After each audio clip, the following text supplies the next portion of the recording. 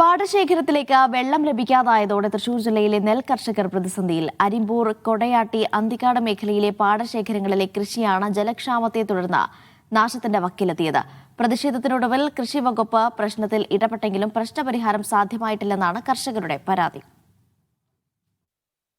തടയണ നിർമ്മാണത്തിന്റെ പേരു പറഞ്ഞാണ് തൃശൂരിലെ പ്രധാന പാടശേഖരങ്ങളിലേക്കുള്ള വെള്ളമൊഴുക്ക് ഇറിഗേഷൻ വകുപ്പ് തടഞ്ഞത്. 2 ആഴ്ചയോളം വെള്ളം ലഭിക്കാതായതോടെ പാടശേഖരങ്ങൾ കരിഞ്ഞുണങ്ങി. ഒടുവിൽ പ്രതിഷേധത്തെ തുടർന്ന് കൃഷിവകുപ്പ് പ്രശ്നത്തിലിടപെട്ടു. ഭാഗികമായി വെള്ളം ലഭിച്ചു. പക്ഷേ ഇതുകൊണ്ടും പ്രയോജനം ലഭിക്കുന്നില്ലെന്നാണ് കർഷകർ പറയുന്നത്. ചാല് വീർത്ത് കഴിഞ്ഞാൽ മാത്രമേ ഇതിൽ വേണ്ടത്ര വെള്ളം പാടശേഖരത്തിലേക്ക് എത്തുള്ളൂ. അത് എത്താത്തതുകൊണ്ട് നെല്ല് കരിഞ്ഞു പോകുന്ന സ്ഥിതിയാണ്.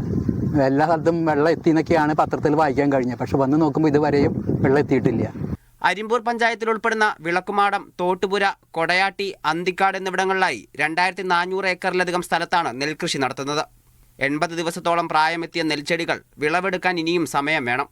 എന്നാൽ ഇവിടേക്കെത്തുന്ന വെള്ളം താറാവ് കർഷകർ കൂടി ഉപയോഗിച്ചു തുടങ്ങിയതാണ് ഇപ്പോഴത്തെ പ്രതിസന്ധിക്ക് കാരണമെന്നും കർഷകർ പറയുന്നു. ഞാൻ ഇവിടെ ഏകദേശം ഒരു 3 ഏക്കറോളം ഈ ഭാഗത്തായിട്ട് കൃഷി ചെയ്യുന്നുണ്ട്.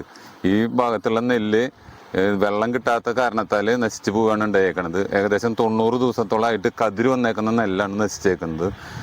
പുറംചാലിൽ വെള്ളം വന്നു എന്നൊക്കെ പറയുന്നുണ്ട്. വെച്ചാലും ഇവിടെ ഞങ്ങൾക്കൊന്നും വെള്ളം എത്തിയിട്ടില്ല. വേണ്ടപ്പെട്ടവർ അതിനുമായിട്ട് ബന്ധപ്പെട്ട എന്തെങ്കിലും നടപടികൾ സ്വീകരിച്ചിട്ട് ഞങ്ങളെ രക്ഷിക്കണം എന്നാണ് എനിക്ക് പറയാനുള്ളത്. നെൽകൃഷി ബുദ്ധിമുട്ടിക്കുന്ന വിധം വെള്ളം ഉപയോഗിക്കാൻ പാടില്ലെന്ന നിർദ്ദേശങ്ങളുള്ളതാണ്. എന്നാൽ ഇത് പാലിക്കാൻ താറാവ് കർഷകർ തയ്യാറാകുന്നില്ല. മേഖലയിൽ നെൽകൃഷിക്കൊപ്പം താറാവ് കൃഷിയും വ്യാപകമായതിനാൽ എല്ലാവർക്കും ജലലഭ്യത ഉറപ്പുവരുത്തണം. വരാനിരിക്കുന്ന വേനൽക്കാലം മുൻനിർത്തി ബന്ധപ്പെട്ട വകുപ്പുകൾ പ്രശ്നത്തിൽ ഇടപെടണമെന്നും കർഷകർ ആവശ്യപ്പെടുന്നു.